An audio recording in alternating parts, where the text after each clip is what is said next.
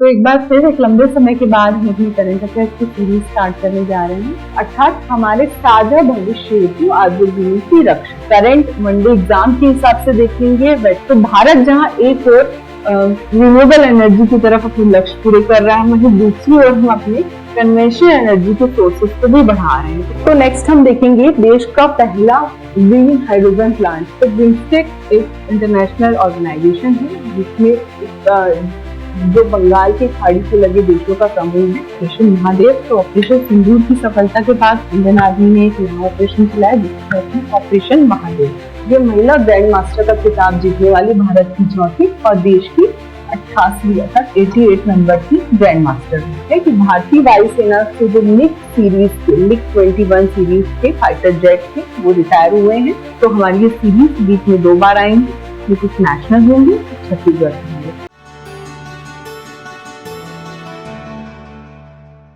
Hello friends, Delhi eyes के मंच पर आपका स्वागत है। तो एक बार फिर एक लंबे समय के बाद हम अपनी करंट अफेयर्स की सीरीज स्टार्ट करने जा रहे हैं। इस सीरीज स्टार्ट करने से पहले मेरी ओर से एक छोटा सा मैसेज है that do not dwell in the past, do not dream of the future. हमें जो है पास्ट में भटकना भी नहीं है और हमें ड्रीम्स भी नहीं देखने हैं, ज्यादा प्लानिंग नहीं करनी है फ्यूचर की। We should just concentrate our mind on the present moment. हमें अपने माइंड को प्रेजेंट मोमेंट में रखना है ताकि हम अपने प्रेजेंट को भी ठीक कर सकें और हमारा फ्यूचर भी अच्छा कर सकें। तो इस छोटे से मैसेज के साथ मैं अपनी करंट अफेयर्स सीरीज को स्टार्ट करूंगी। हमारी सीरीज का पहला टॉपिक है COP15 summit for the wetland conservation. अब ये जो COP15 है वो वेटलैंड की कंजर्वेशन के लिए 15वां सम्मेलन है। ये जो सम्मेलन है वो हुआ 23 से 31 जुलाई 2025 को। स्थान था जिम्बाब्वे, अफ्रीका। हर समिट की एक थीम होती है। इस समिट की जो थीम थी, इस समिट की जो थीम रही वो है protection of wetland for our common future, अर्थात हमारे साझा भविष्य हेतु आर्द्रभूमि की रक्षा। अब ये जो COP15 है वो जलवायु परिवर्तन वाला कोप नहीं है। ये जो कोप है वो वेटलैंड कंजर्वेशन अर्थात रामसर कन्वेंशन का कोप 15 है। Conference of the party 50 Ramsar conservation. तो इस समिट का मुख्य उद्देश्य है जो हमारी वेटलैंड्स है, आर्द्रभूमि है, उनका संरक्षण करना। इसके अलावा अगर हम देखेंगे तो जो जलवायु परिवर्तन है उसको रोकना। तो जो आर्द्रभूमियां हैं वो बाढ़ को रोकती हैं, जो जलवायु परिवर्तन को रोकती हैं, वो हमारे कार्बन का एक बहुत बड़ा सिंक है। तो अगर हम आर्द्रभूमियों का कंजर्वेशन करेंगे तो जो जलवायु परिवर्तन है वो अपने आप रुकेगा। तो ये जो समिट है, हर समिट का कुछ आउटकम निकलता है। इस समिट का भी कुछ आउटकम है। इस समिट के आउटकम को हमने कहा विक्टोरिया फॉल डिक्लेरेशन। अब ये विक्टोरिया फॉल डिक्लेरेशन इसलिए है क्योंकि जो समिट है वो विक्टोरिया फॉल के पास हुआ है। तो इस डिक्लेरेशन के कुछ की पॉइंट्स हैं जिसमें से 3 प्रमुख है। जो है पहला जो हमारे political commitment, second financial commitment है हमारे, तो तीसरा है इंटरनेशनल कोऑपरेशन। तो जो पॉलिटिकल कमिटमेंट्स हैं वो ये बोलता है कि जो ये डिक्लेरेशन है इसमें सिर्फ गवर्नमेंट की रोल से वेटलैंड का कंजर्वेशन नहीं होगा, गवर्नमेंट के साथ साथ प्राइवेट सेक्टर को भी वेटलैंड की कंजर्वेशन के लिए आगे आना पड़ेगा। अर्थात वेटलैंड का कंजर्वेशन हमारे ट्रेडिशनल नॉलेज के साथ PPP मॉडल के अनुसार करें। दूसरा अगर हम देखें तो फाइनेंशियल रिसोर्सेज, तो हर समिट में कुछ बजट एलोकेट होता है। इस समिट में जो बजट है वो $19.4 मिलियन का है, जैसे हम देख रहे हैं। हालांकि ये दुनिया भर के वेटलैंड कंजर्वेशन के लिए छोटी राशि है, लेकिन लास्ट ईयर जो था वो $15 मिलियन है। तो लास्ट ईयर के कंपैरिजन में जो राशि है कुछ अधिक है। थर्ड हम देखेंगे इंटरनेशनल कोऑपरेशन। तो इंटरनेशनल कोऑपरेशन में ये कहते हैं कि जो वेटलैंड है वो प्रवासी पक्षी, माइग्रेटरी बर्ड्स का एक बहुत बड़ा हैबिटेट है। प्रवासी पक्षी यहाँ आते हैं, तो वेटलैंड के कंजर्वेशन से प्रवासी पक्षियों का भी कंजर्वेशन हो सकता है। तो उनके कंजर्वेशन के लिए हमने एक साइन की है global water bird estimate partnership. ये हमने इस समिट में साइन किया है जिससे वेटलैंड के कंजर्वेशन के साथ प्रवासी पक्षियों का भी कंजर्वेशन हो सके। साथ ही ये जो COP15 है इसको हमने जलवायु परिवर्तन की अन्य संधियों जैसे प्लास्टिक पॉल्यूशन इसके साथ भी सिमुलेट करने का इस जो समिट है उसमें सुझाव दिया है। तो ये तो इस समिट के की पॉइंट्स हैं। इसके अलावा भारत ने भी समिट में कुछ प्रस्ताव रखा है। तो भारत का क्या प्रस्ताव है हम देखेंगे। भारत ने ये प्रस्ताव रखा है कि sustainable lifestyle for the wise use of wetland, अर्थात आर्द्र भूमियों के विवेकपूर्ण उपयोग के लिए हमें सस्टेनेबल लाइफस्टाइल सतत पर्यावरण अनुकूल जीवन शैली को अपनाना पड़ेगा। ये जो प्रस्ताव रखा है ये हमारे मिशन लाइफ 2019 में जो भारत ने दिया था, मिशन लाइफस्टाइल फॉर एनवायरमेंट, उससे प्रेरित है। तो भारत का ये प्रस्ताव रहा। इसके बाद अगर हम इस टॉपिक के बेसिक पे आते हैं कि आखिर वेटलैंड्स क्या है जिसके कंजर्वेशन के लिए फोकसिंग हो रहा है। तो वेटलैंड ऐसे एरिया हैं जो स्थायी रूप से वाटर से सैचुरेटेड होते हैं या फिर जल में मग्न होते हैं, अर्थात ऐसी भूमि जो स्थायी रूप से जल से संतृप्त हो या डूबी हो। अगर हम इसके एग्जाम्पल देखेंगे तो दलदल, झील। अब ये वेटलैंड्स के जो टाइप होते हैं वो प्राकृतिक होते हैं और मानव निर्मित। अगर हम नेचुरल में देखेंगे तो दलदल है, झील है। अगर हम मानव निर्मित में देखेंगे तो जलाशय, बैराज, नमक के भंडार, ये सब वेटलैंड के एग्जाम्पल हैं। तो ये जो COP15 है ये कहाँ से स्टार्ट हुआ कंजर्वेशन, तो इसका अगर बैकग्राउंड है रामसर कन्वेंशन जो ईरान के रामसर में स्टार्ट हुआ। 1971 में वेटलैंड कंजर्वेशन के लिए सभी देशों ने एक संधि साइन की जिसे रामसर कन्वेंशन कहते हैं। ये जो संधि है ये भारत में 1 फरवरी 1982 से लागू है। तो ये तो वेटलैंड्स का बेसिक है। अगर हम करंट वनडे एग्जाम के हिसाब से देखेंगे वेटलैंड्स के ऊपर डेटा, तो अभी भारत में कुल टोटल 91 रामसर स्थल है जो कि एशिया में सर्वाधिक है। लेकिन अगर वर्ल्ड वाइड देखेंगे तो इंडिया जो है वो 3rd नंबर पे है। वर्ल्ड में सबसे ज्यादा वेटलैंड्स यूके में, 2nd नंबर पे मैक्सिको पे, 3rd में भारत।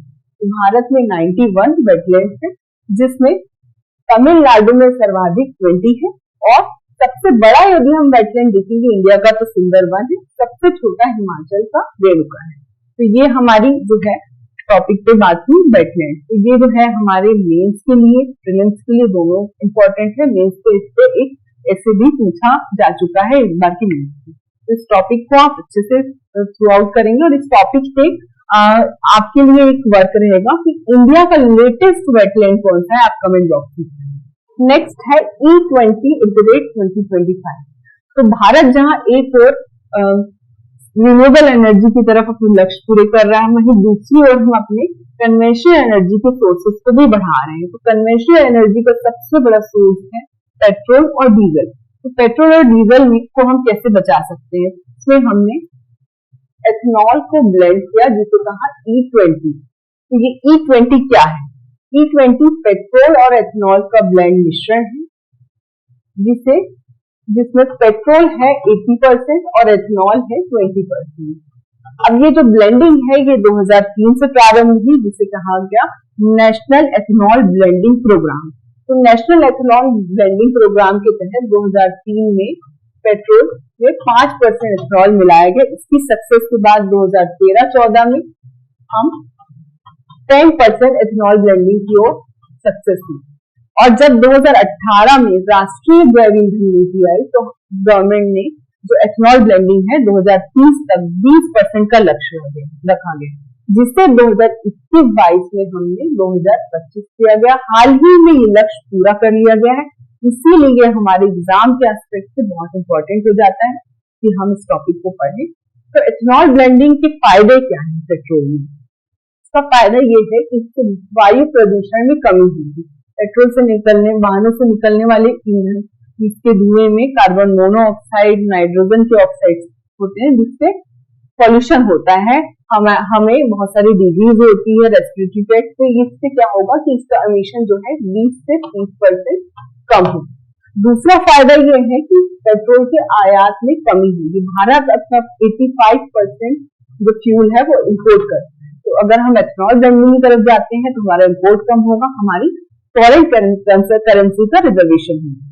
थर्ड है हमारा क्रॉप डाइवर्सिफिकेशन बढ़ेगा। तो जो एथेनॉल है वो बनता किससे है? वो बनता है मक्के से, गन्ने से। तो अगर हम एथेनॉल ब्लेंडिंग की तरफ जाते हैं तो फार्मर्स गेहूं और चावल के साथ साथ मक्के और गन्ने की तरफ भी आगे बढ़ेंगे। हर टेक्नोलॉजी के कुछ प्रॉफिट होते हैं तो कुछ लिमिटेशंस भी होती हैं, तो इसकी कुछ लिमिटेशंस हैं जो कि है वाटर क्राइसिस। तो अगर हम एथेनॉल बनाते हैं तो 1 लीटर एथेनॉल के लिए हमें 8 से 10 लीटर वाटर की आवश्यकता होती है। तो एथेनॉल ब्लेंडिंग एक बहुत ज्यादा वाटर कंज्यूम करने वाला प्रोसेस है, जिसके कारण इससे वाटर क्राइसिस हो सकती है। दूसरा है बुनियादी ढांचे का अभाव। अभी जितने भी हमारे वाहन हैं 2021-22 तक की, वो E10 तक के लिए अनुकूल है, अर्थात हमारी जो मशीन है वो E10 तक के लिए। तो अभी जो नए वाहन है उनमें जो है E20 से माइलेज कम हो रही है, तो जिसके कारण ये 3 से 6% जो है वाहनों की एवरेज में कमी देखी गई है। थर्ड है इसकी लिमिटेशन, पुराने वाहनों का जो कोरोजन है, संरक्षण है, जो वाहनों की बॉडी है कहीं ना कहीं एथेनॉल के कारण संचारित हो रही है, संचारित हो रही है। तो सरकार का जो अगला कदम है 2030 तक E30 का है, तो इस E30 के लक्ष्य को प्राप्त करने के लिए हमें या तो पुराने वाहनों की रेट्रोफिटिंग करनी होगी और नए वाहनों में हमें एडवांस टेक्नोलॉजी को लाना पड़ेगा। तो ये हमारा E20 का टॉपिक है।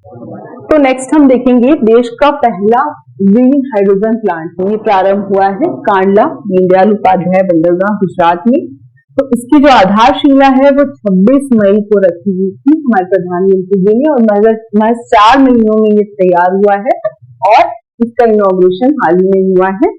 तो इसकी जो क्षमता है अगर हम देखेंगे तो 1 मेगावाट है और जो प्रति घंटे 18 किलोग्राम ग्रीन हाइड्रोजन उत्पादन कर सकता है। तो हमारे एग्जाम के लिए बहुत इंपॉर्टेंट हो जाता है क्योंकि ये नेशनल ग्रीन हाइड्रोजन मिशन का भी पार्ट है और ये जो है वो मेक इन इंडिया का भी पार्ट है।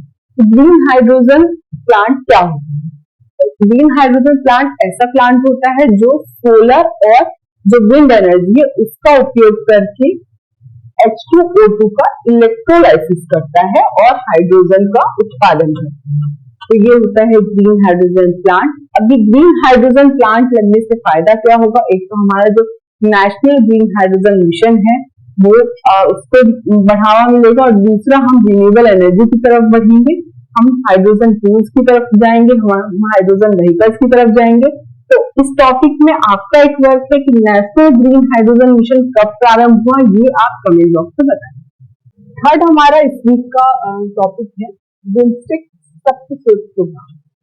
तो बिम्स्टेक एक इंटरनेशनल ऑर्गेनाइजेशन है जिसमें एक जो बंगाल की खाड़ी से लगे देशों का समूह है, इसमें people to people exchange programme के तहत एक प्रोग्राम हुआ सप्तसूर। अब ये जो सप्तसूर है उसका आयोजन हुआ नई दिल्ली भारत मंडपम में, इसीलिए ये हमारे लिए बहुत इंपॉर्टेंट हो जाता है। और इसकी थीम थी 7 नेशंस 1 मेलोडी, अर्थात बिम्स्टेक से की जो 7 देश हैं उन्होंने अपने अपने संगीत की कला इंस्ट्रूमेंट का प्रदर्शन एक मंच पे किया भारत मंडपम के, इसीलिए इसका थीम है 7 नेशन 1 मेलोडी। तो बिम्स्टेक की स्थापना कब हुई? इसकी स्थापना हुई 6 जून 1997 में बैंकॉक घोषणा के द्वारा। इसका उद्देश्य है सदस्य देशों के बीच आर्थिक सहयोग बढ़ाना।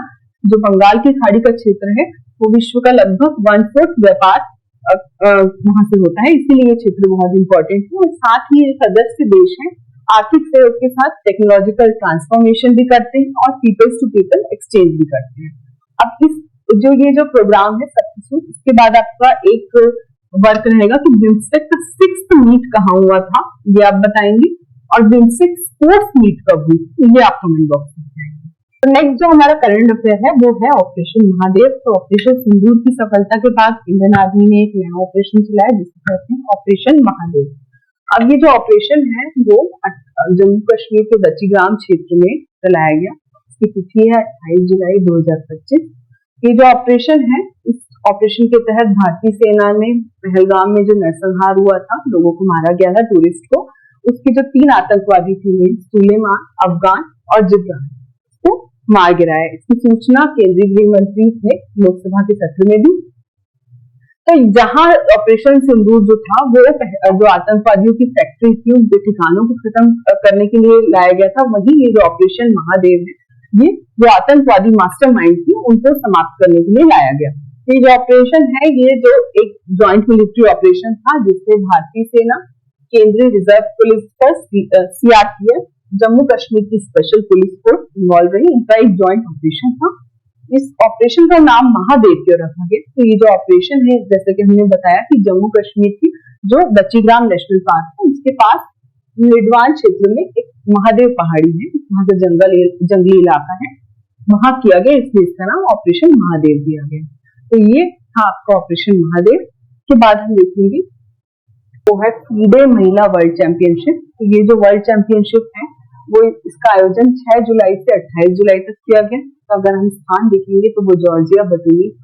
इसकी जो विजेता रही वो भारतीय महिला दिव्या देशमुख रही और उपविजेता अर्थात रनर अप जो रही वो कोनेरो हम्पी रही। तो वर्ल्ड चैंपियनशिप में पहली बार ऐसा हुआ कि जो विनर और रनर अप दोनों ही भारतीय महिलाएं थी। दोनों भारतीय महिलाओं के बीच फाइनल मुकाबला था। अगर हम इससे विशेष शक्ति देखेंगे तो ये महिला ग्रैंड मास्टर का खिताब जीतने वाली भारत की चौथी और देश की 88वीं अर्थात 88 नंबर की ग्रैंड मास्टर है। इसके बाद अगर हम देखेंगे तो इकोनॉमिक न्यूज है, वो है वर्ल्ड इकोनॉमिक आउटलुक। ये जारी करता है IMF। ये जो जारी हुई थी रिपोर्ट वो 2025 में अप्रैल में हुई थी, लेकिन हाल ही में इसमें कुछ संशोधन आया है, इसलिए ये चर्चा में है। तो जब ये 2025 में जारी हुई थी तो IMF ने 2025 और 26 के लिए जो ग्रोथ रेट थी वो 2025 के लिए 6.2 और 2026 के लिए 6.3 प्रस्तावित की थी। लेकिन हाल ही में IMF ने इस रिपोर्ट में संशोधन कर भारत की जो ग्रोथ रेट है GDP की वो 6.4 थी 2025 के लिए, इसीलिए ये जो है वो चर्चा में है। और इसके बाद अगर हम देखेंगे IMF और कौन सी रिपोर्ट जारी करता है, तो IMF रिपोर्ट जारी करता है वर्ल्ड इकोनॉमिक आउटलुक, वैश्विक वित्तीय स्थिरता report, global economic stability report और राजकोषीय मॉनिटरिंग फिजिकल मॉनिटरिंग रिपोर्ट। इसके अलावा आपका ये वर्क है कि RBI ने 2025-26 के लिए इंडिया के लिए क्या ग्रोथ रेट फाइनल की है, वो आप कमेंट बॉक्स में बताएंगे। इसके बाद एक मिसलेनियस फैक्ट है कि भारतीय वायुसेना से जो मिग 21 सीरीज के फाइटर जेट थे वो रिटायर हुए हैं। ये जो फाइटर जेट थे हमें 1962 में जब भारत और चीन का युद्ध हुआ था तब USSR अर्थात वर्तमान रशिया से अनुबंध करके प्राप्त किए थे। अब ये जो फाइटर जेट थे इन्होंने 1962 में, 1999 में और 2019 के पुलवामा हमले में भारत की सहायता की। वर्तमान में ये सेवानिवृत्त हो रहे हैं। तो ये आपके वनडे एग्जाम में पूछा जा सकता है कि भारतीय वायुसेना से कौन सी सीरीज का जो फाइटर जेट है वो रिटायर हुआ, तो वो मिग 21 है। तो हमारी जो ये करंट अफेयर्स की सीरीज है वो हम यहाँ खत्म कर रहे हैं। नेशनल करंट अफेयर्स की इसमें कुछ जुलाई के और अगस्त फर्स्ट वीक के कुछ मिसलेनियस फैक्ट है। नेक्स्ट जो सीरीज है वो हम छत्तीसगढ़ के करंट अफेयर्स पे लाएंगे। तो हमारी ये सीरीज वीक में 2 बार आएंगे, इसमें कुछ नेशनल होंगे, छत्तीसगढ़ के होंगे। तब तक के लिए thank you, keep watching, keep learning.